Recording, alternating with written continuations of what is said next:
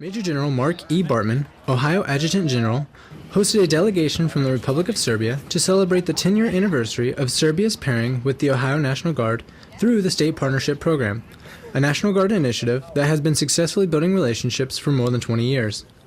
The program links a state's National Guard with the armed forces or equivalent of a partner country.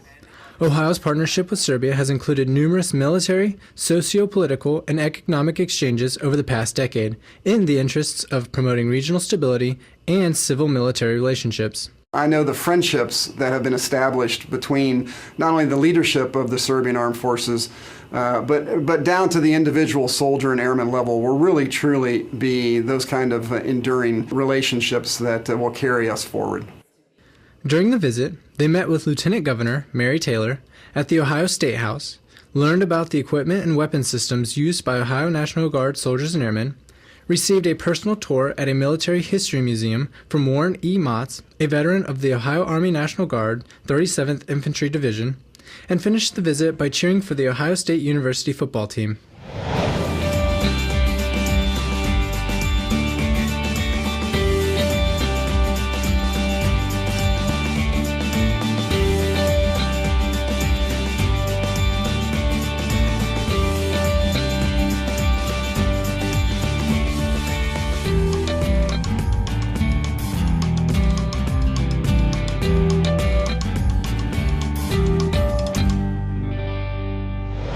Whether a project is here in Ohio or halfway across the world, engineers with the Ohio Air National Guard 200th Red Horse, which stands for Rapid Engineer Deployable Heavy Operational Repair Squadron Engineers, stand ready to provide a highly mobile civil engineering response force.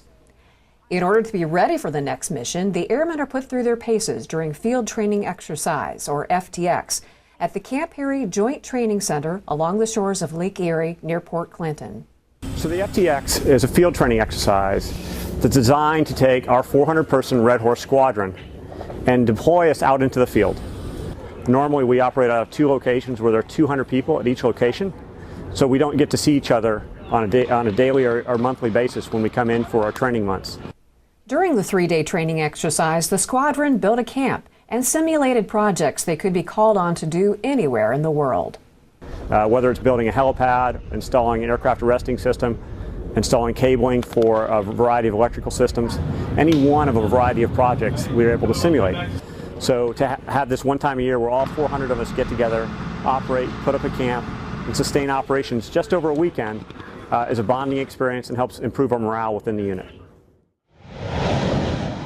Ohio Air National Guard units host a local child with a chronic or life-threatening illness, giving them the opportunity to live out their aviation dreams through a program called Pilot for a Day. An Air Force-wide program, Pilot for a Day participants are selected through area children's hospitals or other organizations such as Make-A-Wish or Children's Miracle Network. The honorary pilot gets an up-close experience with an aircraft and the opportunity to try out several different jobs. It also gives airmen a chance to give something back to the communities in which they live and work. A $100,000 scholarship fund designed to help members of the Ohio National Guard attend graduate school has been established by Wright State University in Dayton. At Wright State, we believe that education should be affordable and accessible to students of all backgrounds and all walks of life. And here we're working on the affordability for a group of people who we want to recognize for their service to this country. The scholarships will pay up to $2,500 in tuition per semester for a full-time graduate student who's also a current member in good standing with the Ohio National Guard and meets all of the requirements to get into their graduate program of choice. What I would really like to see as the Adjutant General, and the fact that I have 16,000 soldiers and airmen that are distributed throughout the entire state of Ohio, of course, is that other institutions of higher learning decide to pick up with what Wright State is doing and replicate this type of benefit throughout the state of Ohio. Ohio Department of Higher Education Chancellor John Kerry said the scholarship provides another opportunity to improve skills in education, likely leading to increased career opportunities. And as you move up the educational ladder, a graduate degree opens doors for you that may not have otherwise. With a few exceptions, most graduate degree programs at Wright State are eligible for the scholarship program, and many degree programs have evening or online classes. Fire safety is everyone's responsibility. To help out the community, Ohio National Guard warrant officer candidates went door-to-door in Columbus, Ohio, installing free smoke alarms in a partnership with the Columbus Fire Department and the American Red Cross. The bottom line at the end of the day is that we wanted to do something that was going to have an impact. It was going to have some meaning, something lasting. And, a project like this, improving the safety of the neighborhood and the individuals that live in it is right up that alley. There's a lot someone learns working on a tank, and as a mechanic, Ohio Army National Guard Sergeant Emma Briggs is constantly learning. I really do like the team aspect of it, just working together with all the guys trying to get stuff done. I really enjoy just figuring stuff out. She spends her drill weekends with Company C, 1st Battalion, 145th Armored Regiment, making sure the Ohio-made M1 Abrams tank, more than 60 tons of military battle machine, is ready for duty. A lot of stuff can break inside that tank. That tank goes down, we need it back up to get it back into the fight. I rely on NCOs like Briggs to get that piece of equipment fixed, analyzed, troubleshot, and then back into the fight. Briggs was among the first women to graduate from the Army's Abrams Tank Maintainers course. I am the only female in this unit, and I'm typically the only female out in the field. The whole women in combat arms is just so new to everybody, and I think that the units are still trying to figure out how to properly integrate females. I've been with this unit and these guys for about 1.5 years, and they're really good. They're very respectful. I've never had an issue.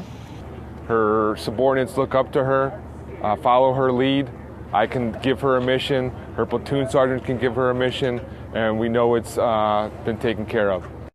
There's a lot to learn inside of an $8.5 million tank. Briggs has also learned about herself. You can't be afraid to get your hands on anything, even if someone's doubting your ability or they're questioning what you know. You can't be afraid to get up there and do it.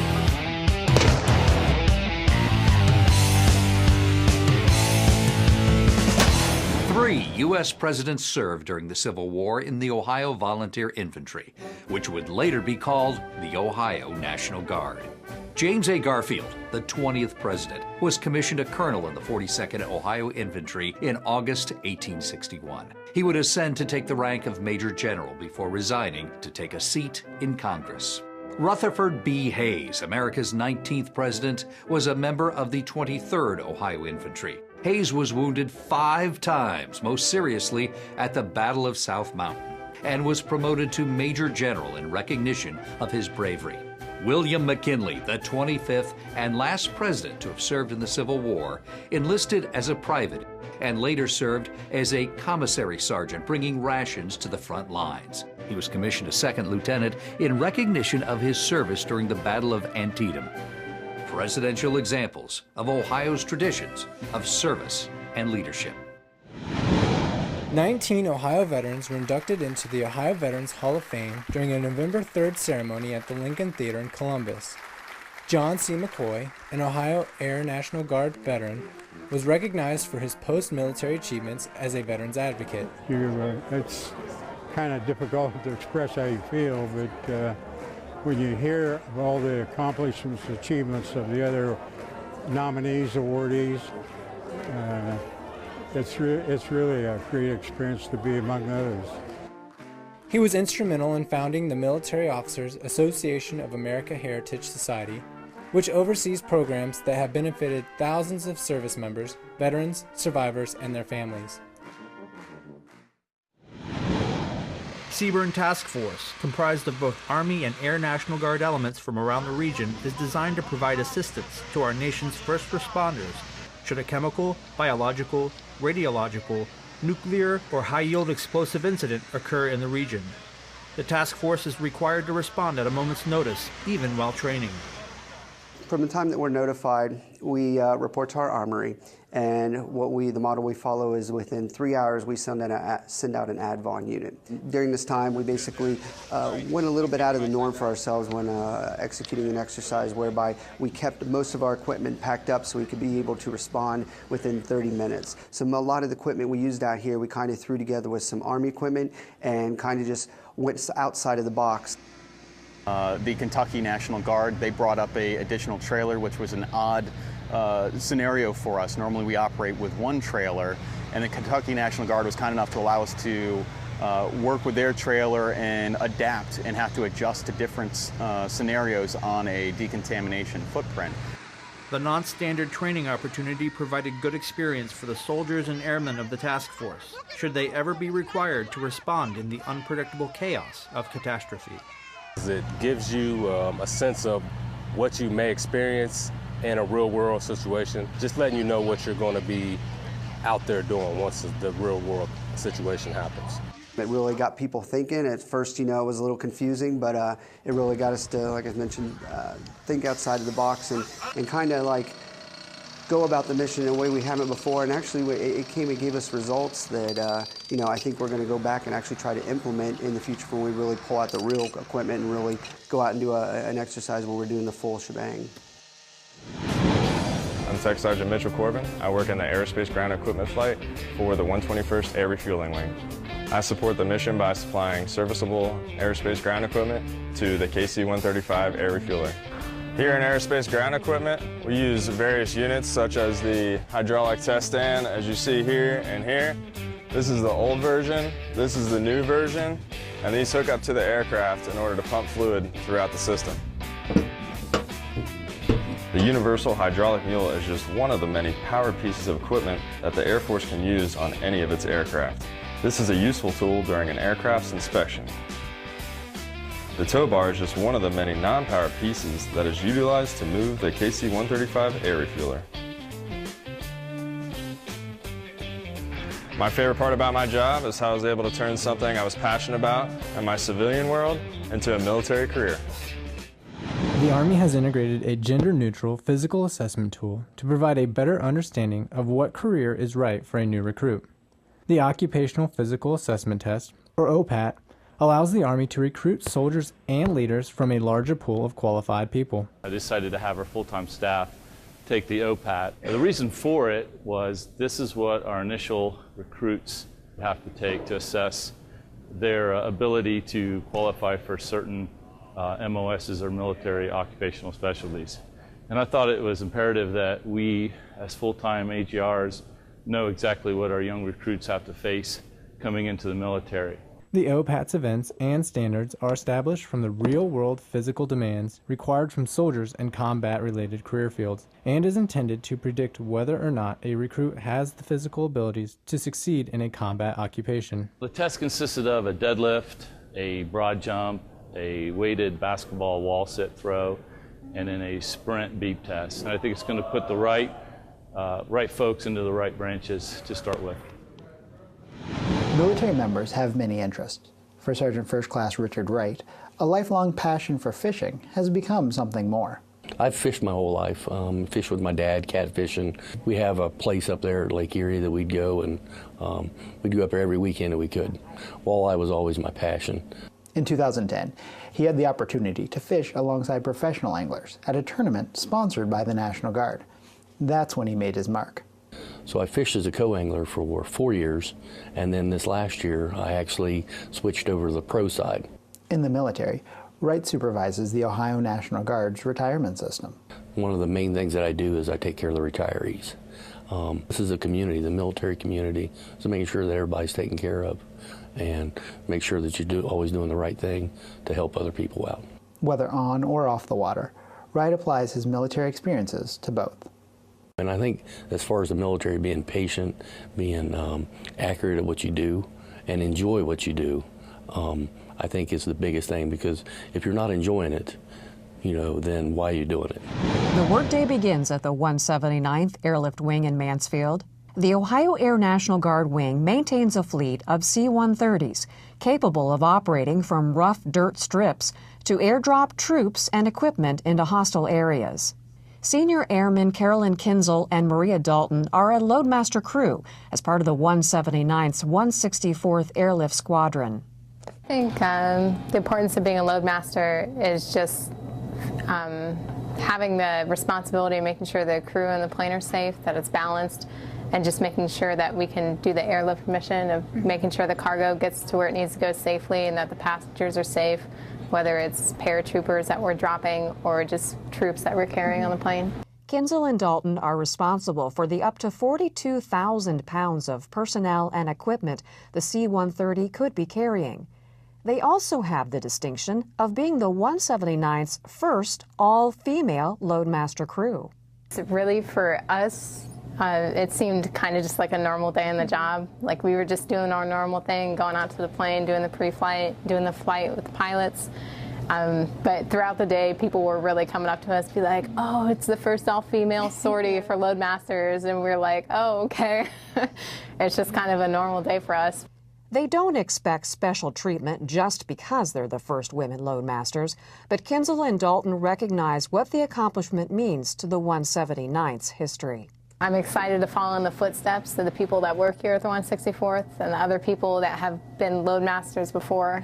So I think that's really an honor to get to do that.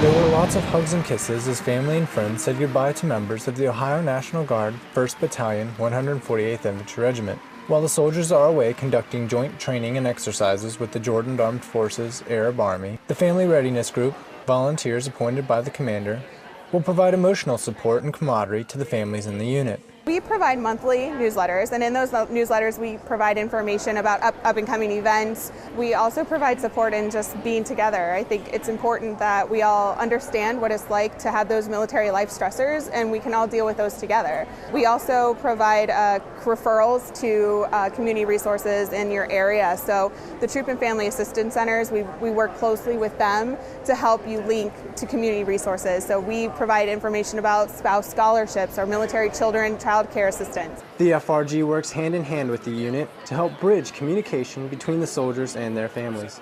How the structure works is the FRG leader will be in direct contact with a military liaison, which is the Readiness NCO or the commander himself. So we work directly with the commander.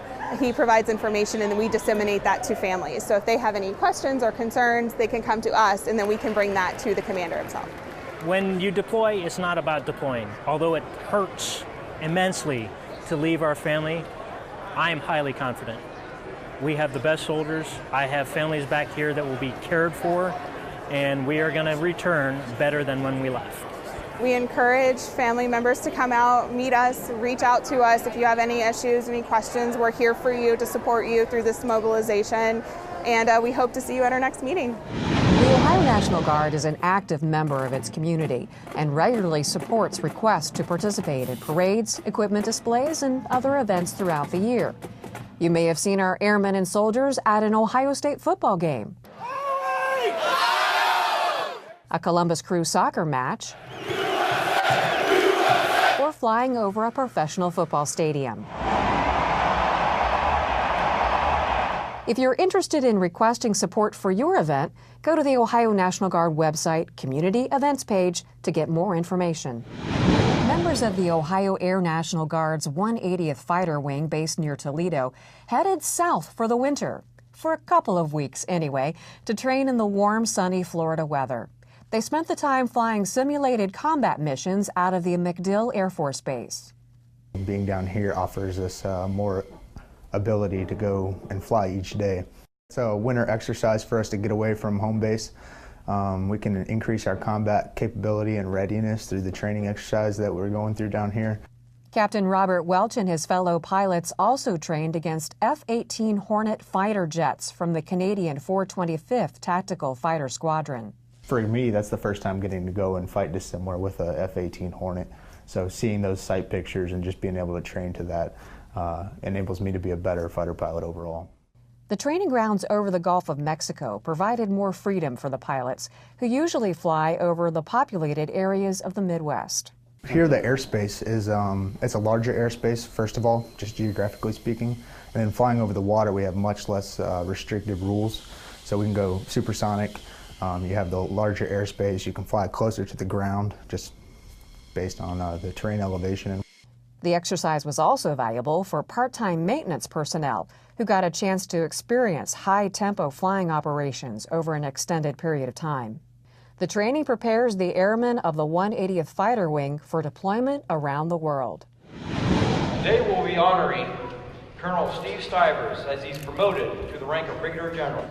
Stivers, who becomes the Director of Joint Staff for the Ohio National Guard after more than 30 years of military service, is also the first Ohio National Guard General Officer in more than 100 years to concurrently serve as a member of Congress. Relatively few people in U.S. history have held both such positions simultaneously. Well, I'm very humbled, but I certainly know that it's not me, it's all the people that I had a chance to work with that helped us accomplish so many great things in my 31 years. And this is an incredible opportunity to me. I take the responsibility very seriously, but I wanted to celebrate with family and friends and the people that helped get me here.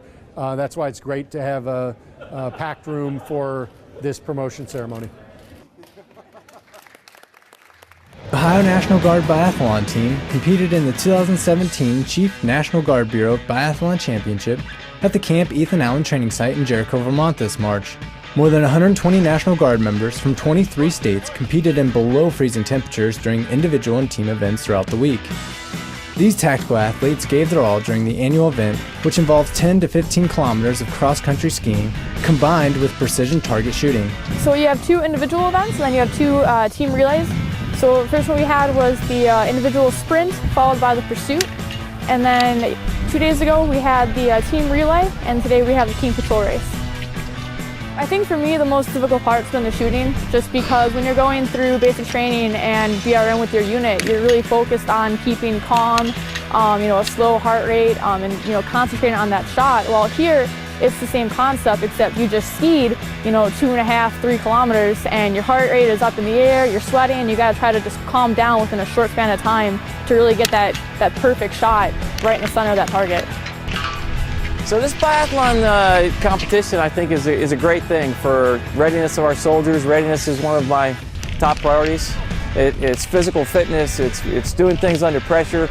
It's everything that we want to make us better at as far as being a soldier. On top of that, it helps us develop leaders. It helps us, the leadership piece of this, of working together as teams or coming together and refining your skill in this under pressure kind of environment makes us a better leader for grooming future soldiers and airmen coming up behind us. Personally, for me, I think the favorite part has been just working with all these people. It's a chance to do something different for the National Guard. It's a chance to push yourself physically and mentally, give yourself a chance to just kind of put yourself above your peers.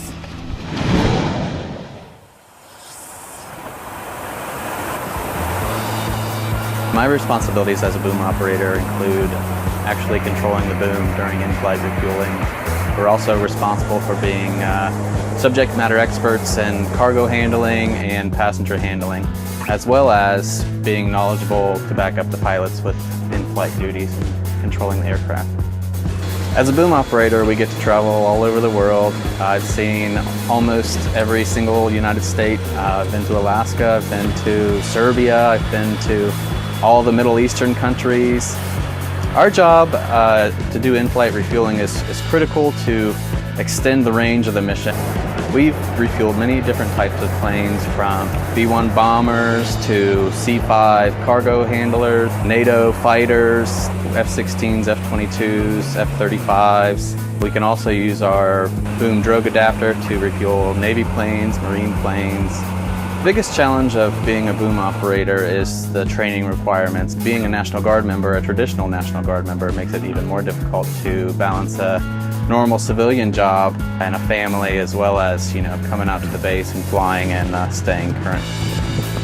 And my most recent tour in the Middle East was my first as a boom operator. I enjoyed the different pace and flight lengths and destinations, and it seems like every day that you showed up, you'd see something different. It was cool to be right there in the middle of everything. It kind of helps put everything into perspective. So to go overseas and actually do what we've been training to do this whole time was awesome. You know, to be that involved with it was cool.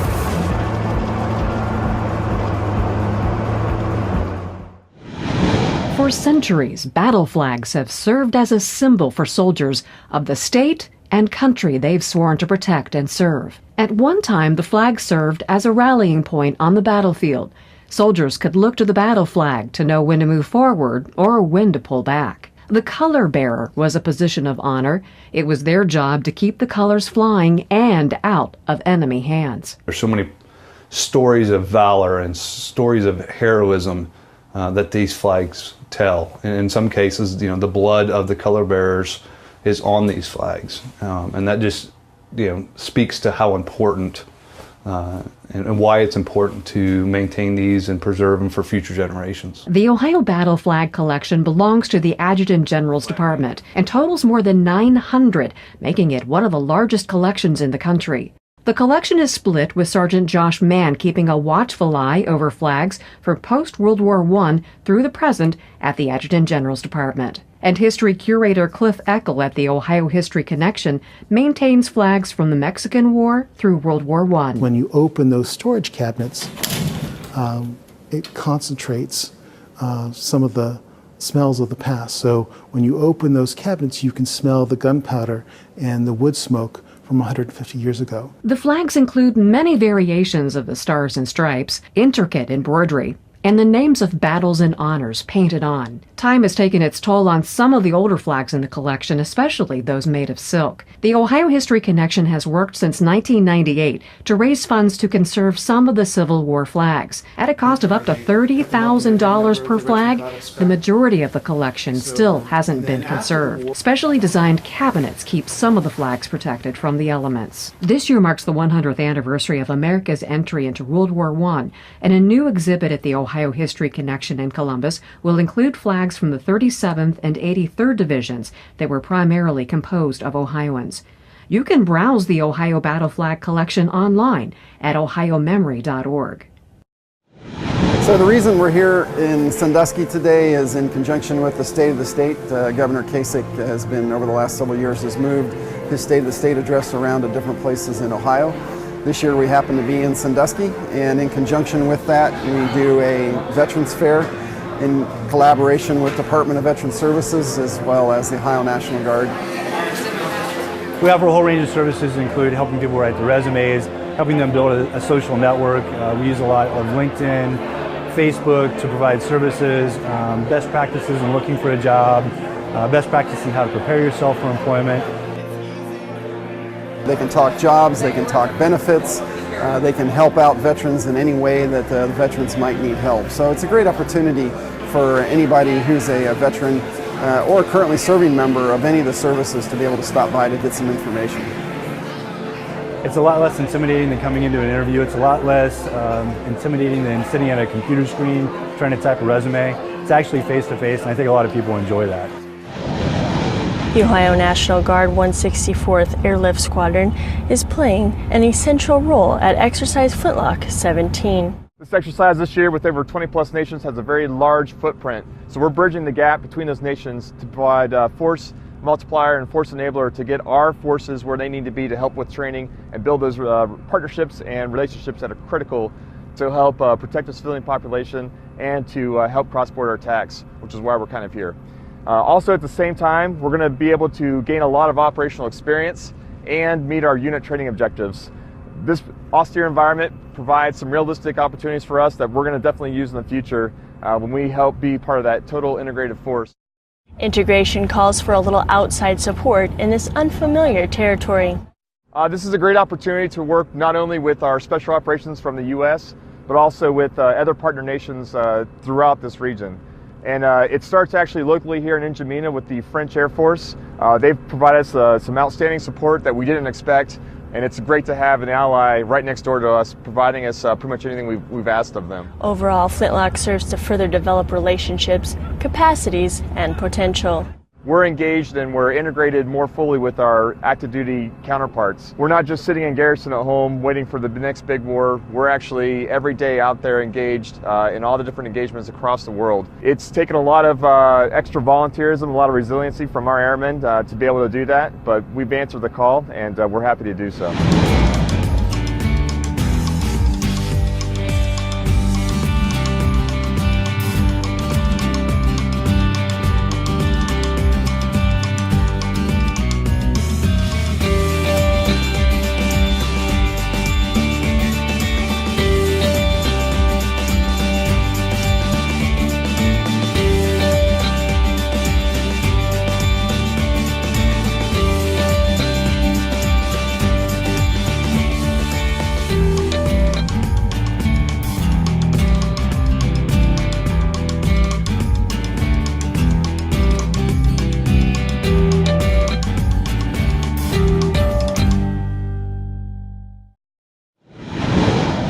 About 100 soldiers of the 37th Infantry Brigade combat team out of Columbus, Ohio are currently deployed to Kosovo.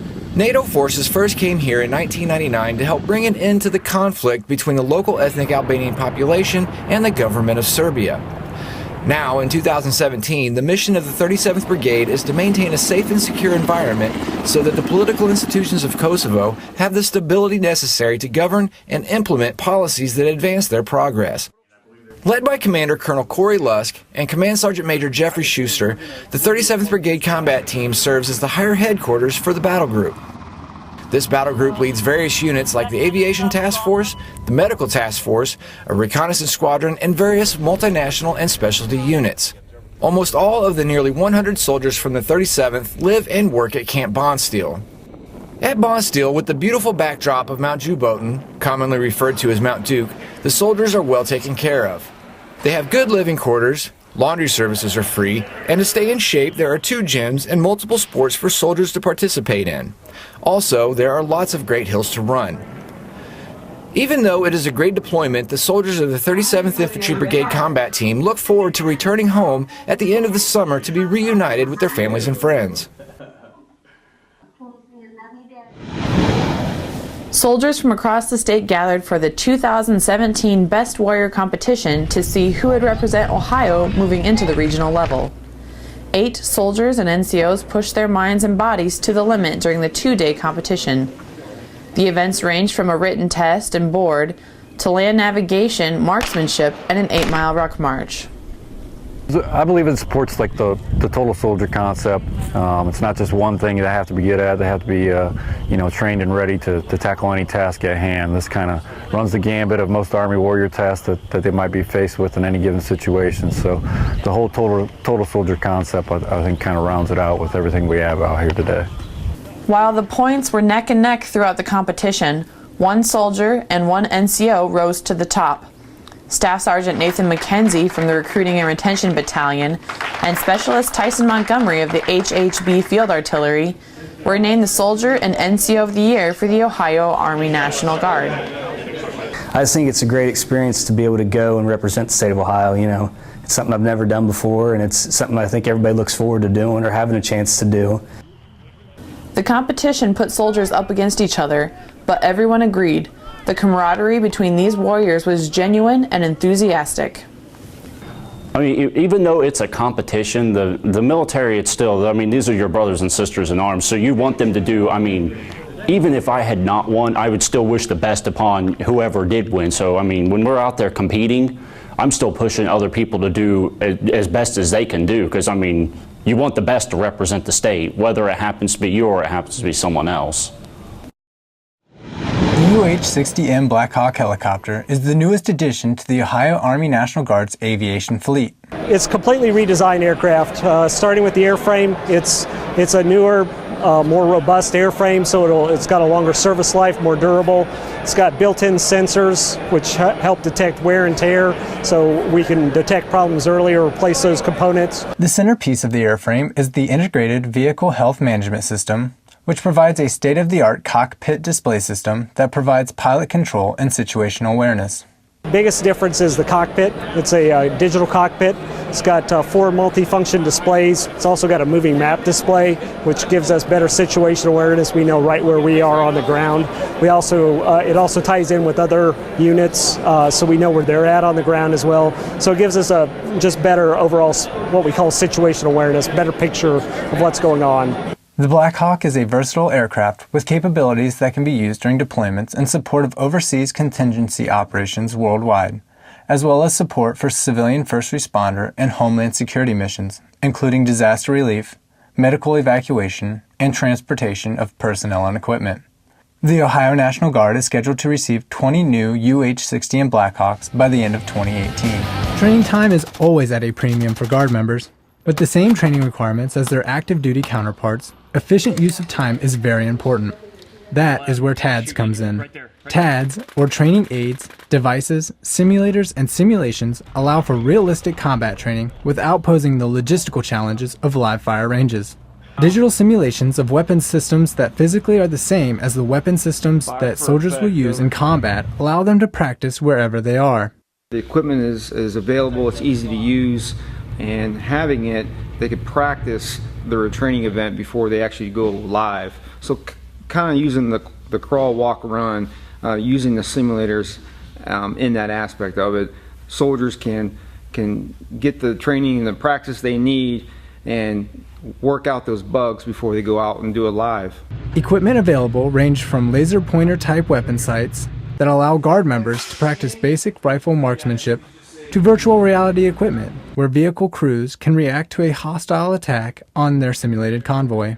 The harder we train and the more realistic we train, the better our chances are of surviving out in combat. And that's what these TADS do. They give them that opportunity to get better as soldiers, to be a more cohesive team, to gain confidence in their equipment, and then get confident in their training that it's going to bring them home. Looking out the small window while lying on his stomach, an operator toggles the boom over to meet the aircraft coming in for refueling. A maneuver thousands of feet in the air that takes a steady hand. It's the mission of the 121st Air Refueling Wing in Columbus to be ready to provide fuel to anything from a B-1 bomber to an F-16 fighter jet. To be mission ready, the 121st Boom operators can use the Boom Operator Simulator System, or BOSS. The KC-135 BOSS is a state-of-the-art training device capable of providing a high-fidelity, immersive training environment. The controls replicate those of a real KC-135, with a screen recreating a realistic window to the mission environment.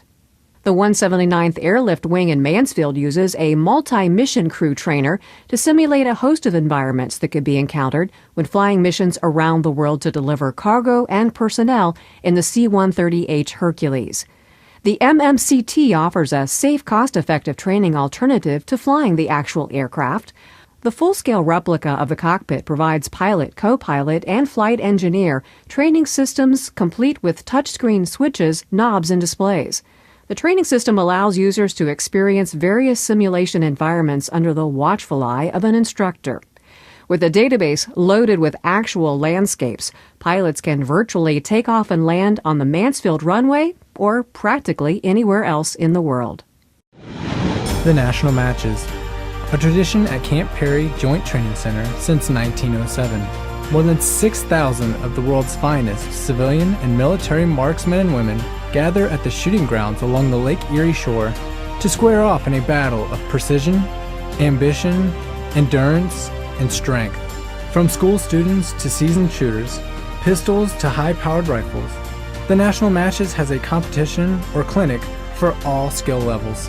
Hosted by the Civilian Marksmanship Program, the 5-week event is assisted through working partnerships with the Ohio National Guard and National Rifle Association. Soldiers and airmen of the Ohio National Guard train year-round to be ready if and when they are needed. For the members of the CBRN Task Force, that means training side by side with other first responders and building relationships that could save lives. So the exercises went really well.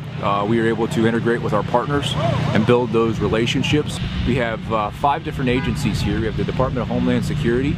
We also have Dayton Fire. We have Dayton EMS. We have Miami Valley Hospital and the CBRN Task Force. Large exercises like this give Guard members the opportunity to push themselves and their training while also grasping the gravity of a real-world scenario. You know, in AIT, they break it down small. They don't really go into so much detail. It's like an overall, you know, here it is. But when you actually get down and you're doing it, you're setting up the tents and you're going through and you're watching it happen and you're like, whoa, like this is legit. Like, this is a real thing. To keep the training as realistic as possible, members of the local community were brought in to play the role of casualties, complete with fake symptoms and injuries. Something when you have a paper patient, it doesn't react to anything, so when you actually have a real individual, they're reacting to stuff and they actually have visual injuries that you can see and also treat to give that visual representation. Despite the stress and importance of the training, service members are proud of their role in being there for other Ohioans.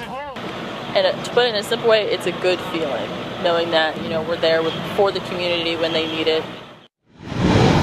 The RQ-11B Raven, a small unmanned aircraft system, or SUAS, that provides real-time, full-motion video and sensor data to help soldiers develop situational awareness, enhance force protection, and secure routes, points, and areas. It's beneficial because we can use it as target acquisition, reconnaissance, and surveillance oversight.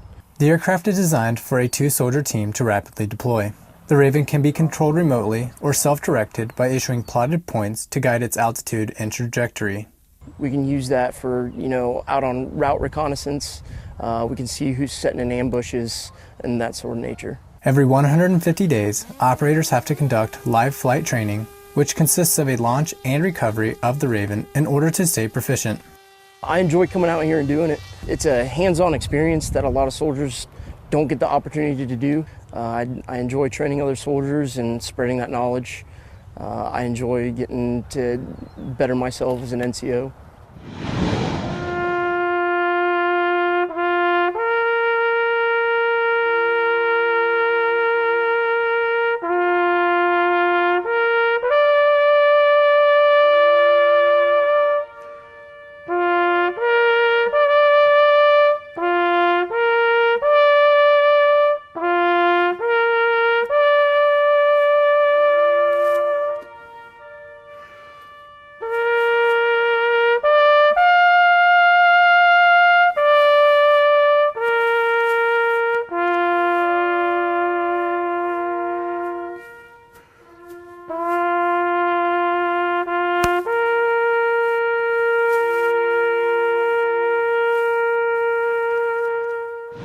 It can be as innocent as clicking on a link in an email, unleashing malicious code, causing a cybersecurity breach affecting one home computer or an entire network. The Ohio National Guard, at the request of Governor John Kasich, has brought together more than 100 representatives of public, private, military, and educational organizations to form the Ohio Cyber Collaboration Committee, or OC3. The OC3 mission is to provide a collaborative environment to develop a stronger cybersecurity infrastructure and workforce. Among the committee's goals is the creation of a cyber range, a virtual training and testing environment. There's a lot of different ways that you can use a cyber range for training, for education, for certification, for all those different types of things. Major General Mark Bartman, Ohio Adjutant General, says the first phase of the range will include cyber contests for students. If your students in 2 high schools want to do a cyber competition, they can use the cyber range to do something akin to capture the flag, only in cyberspace. Future phases are in the planning stages to expand the cyber range and provide more training and education opportunities to grow Ohio's cyber workforce. The student could have, in fact, become interested in the cybersecurity education pathway while they're in middle school or high school, and then carry that on through their college environment as well.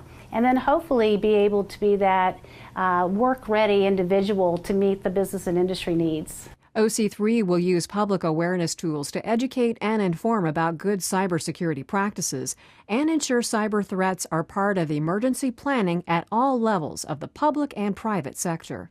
I think cybersecurity, as in law enforcement or security in general, isn't just one group's responsibility, it's society's responsibility.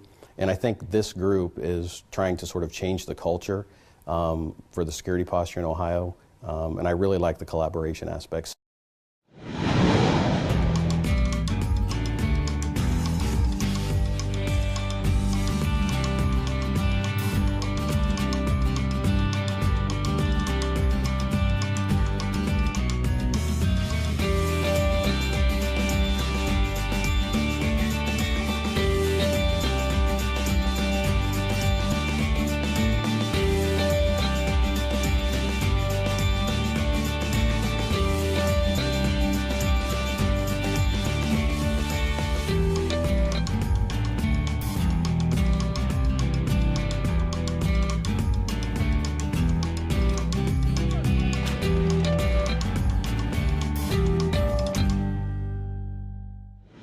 I'm Sergeant Chris Hasty with the Ohio State Highway Patrol's Aviation Section, and in the National Guard, I'm Master Sergeant Chris Hasty, a boom operator with the 166th Air Refueling Squadron, and that's what makes me a citizen airman. I've been interested in aviation my entire life. I joined the Air National Guard in 1997 and then was commissioned as a trooper in the Ohio State Highway Patrol in 2000.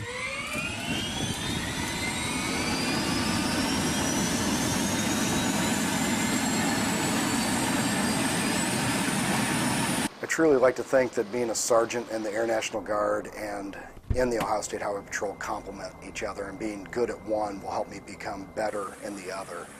Both are completely different in aspects of what the job is that you're doing, but they're similar in that you can translate critical incidences, how to be cool under fire, how to handle a critical situation with the Highway Patrol or downrange while flying missions over Syria and Iraq. It's been an extremely rewarding career. So many people look at going to work every single day as it pays the rent, it's something to do. I look at people and say, I go to work every single day and I either fly an airplane or a helicopter, and I get to try to help affect change and make a difference, whether it's locating a wandered off Alzheimer's patient, a lost child, or a fleeing felon.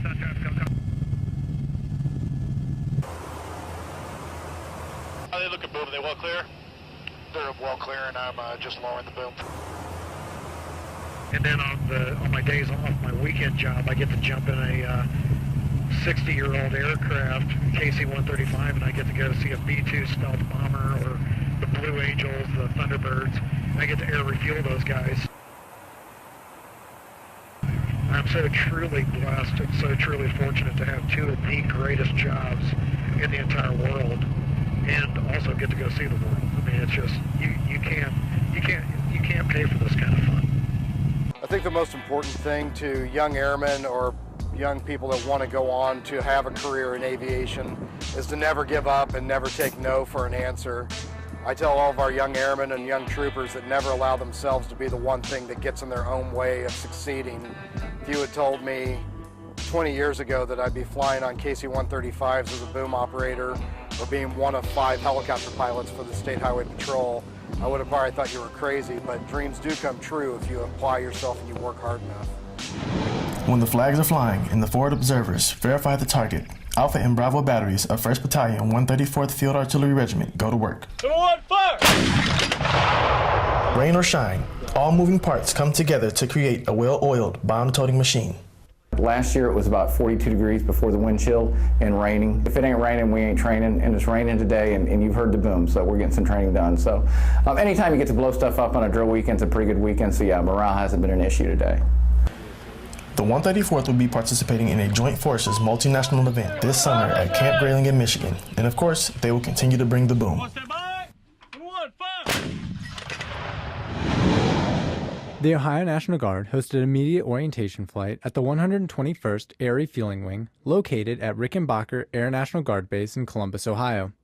We love the opportunity for folks to come to their base and spend time with their airmen and really learn about what we do. And I think obviously the media orientation flight is critical to that because it's a platform where we can share that. Media representatives from around the state gathered for an overview of the Ohio National Guard mission and an opportunity to witness an in-air refueling mission aboard a KC-135 Stratotanker.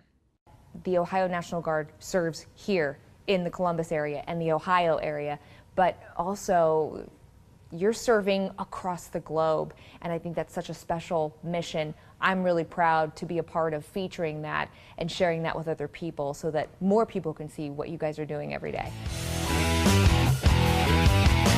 Engineers of the 1192nd Engineer Company aid the city of Youngstown by providing demolition support for 10 houses during the South Side Blight Removal and Greening Project. The City of Youngstown has an overwhelming blight problem with about 3,500 homes that need taken down. The past several years, the City of Youngstown has submitted IRT applications to team up with a unit to come into the city and remediate some of the blight. We chose a neighborhood on the south side of town that is overwhelmed with blight and houses that need to be demolished. Well, it's really a heart-touching feeling to come to Youngstown because basically when I was in high school, I would play football, and we'd be through this town a lot, going to camps, doing different things. We'd interact with the school of Youngstown.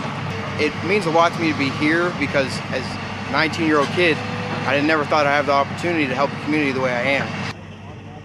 You know what, there's been quite a bit of improvement in the neighborhood because I tell you, when you get the blight out of the area, these homes and that, the kids don't have a place to go and do their dope. Your gangs don't have a place, but when these homes came down out of here, look at the garden here. This was like 4 houses here, and it was all messed up, and the city came and knocked them down, and we just put a garden here about 5 years ago. And the kids here at the church here, they grow it from seeds. So far in this partnership, the Guard has been able to tear down 8 houses here, and the residents are so excited and receptive. We're working on this house right up the road here, and there's this big family, and they have a bunch of kids, and you can just see their face light up because they just, they feel safe, having us around, and that's a good feeling because that's what we want. Our hope is that we will continue this partnership, whether it be on weekend tours or 2-week training. Our hope is that we will continue this for years to come and make a bigger impact in the community. Members of the 180th Fighter Wing Security Forces Squadron took to the range for their annual weapons qualifications training. We got out here yesterday and shot the M203 grenade launcher. We used practice paint rounds. Today we got out here to shoot the 249 and 240 and get some rounds down range. Right there, do it again. Got it. The 5-day schedule at Fort Custer Training Center in Battle Creek, Michigan included partnering with that state's Army National Guard to train on several types of weapons.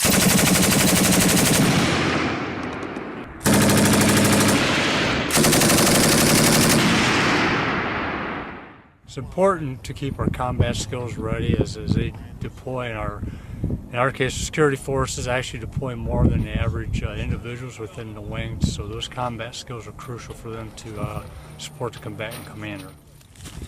2 long bursts. The squadron has to be mission ready to secure the wing's Toledo area installation, personnel, and equipment, and to deploy for base defense and airfield security anywhere in the world. With Brave Warrior 2017, an exercise that falls within Saber Guardian 2017, soldiers of the 10th Cavalry Regiment demonstrated their training alongside the Ohio Army National Guard and soldiers from Hungary, Czech Republic, Poland, Slovakia, the United Kingdom, and other NATO allies and partners.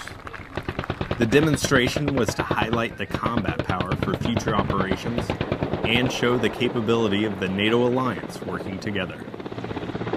We're proud allies of Hungary, and an exercise like this where we have 8 members of the alliance together, training together, you want to take advantage of it because the more we can train together, learn from each other, increase our interoperability, the more prepared we are, and that is the best way you maintain peace here on the continent of Europe. What a fantastic opportunity to partner with the Hungarians, the Croatians, and other nations that participated in Brave Warrior 2017. Just a great opportunity for us to plan, prepare, and execute operations throughout the entire spectrum, to build alliances and to share partnerships and to build relationships that will last hopefully over time.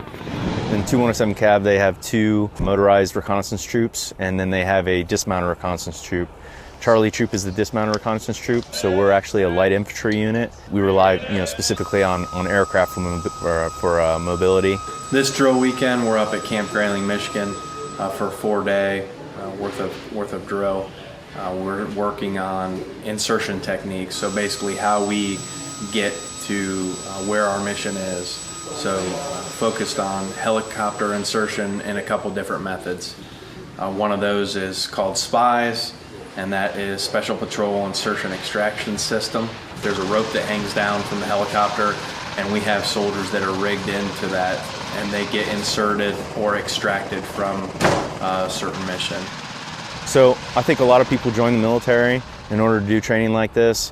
When we do SPIES, I'm sure soldiers will walk by on the street and watch us and wonder who is that and what are they doing. We don't do it. We're not doing it just to be cool. It's actually part of our doctrine. But it is fun, and it's a lot of times what soldiers want to do. Charlie Troop has a very high retention rate, and I believe it is due to the leadership in the troop and the training that we conduct. So we had a conversation with the aviation commander, and we talked about if this had ever been done, specifically the SPIES rope operations. And in his 30 years, it has not been done in the Ohio National Guard. We talked, there was actually a civilian that came today. It was from 5th Special Forces Group, and he said he hadn't seen this done since Vietnam. Ohio National Guard members from as far back as World War II joined current members to celebrate the Ohio National Guard's 229th birthday. They also marked the centennial anniversary of the 37th Infantry Brigade Combat Team, also known as the Buckeye Brigade. Today was special because this is an opportunity for us to recognize that century of service. In order to do that, we reached out to all of the alumni and veterans of the 37th, and an opportunity for them to come, be recognized for their service, their contributions to that 100 years of history. The Buckeye Brigade has mobilized 7 times, most recently returning from a mission in Kosovo in support of Operation Joint Guardian. For them to still have these strong feelings about a unit they served in 70 years ago, to come back all this way at their age, just says a lot about how important the Buckeye Division, the Buckeye Brigade is to Ohio history.